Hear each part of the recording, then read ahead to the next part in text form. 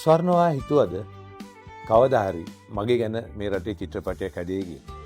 නෑ, මම කියන්නේ චිත්‍රපටයක් හදන්න තරම් දෙයක් අපේ ජීවිතවල තිබුණා කියලා. මේක ඇත්තට මගේ ගැන හදන චිත්‍රපටයක් නෙමෙයි. මේක අපි දෙන්න ගැන හදන චිත්‍රපටයක්.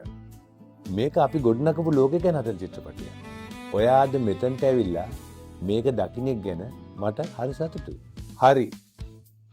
එහෙනම් ඔයාලා වැඩේ දැන් පටන් ගන්න.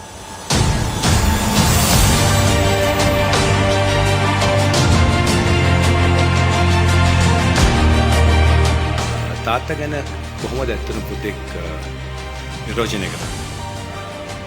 මට කියන්න තියෙන්නේ කොහොම පටන්ගෙන මොනවා ලියන්නද නැතමට වැටහෙන්නේ.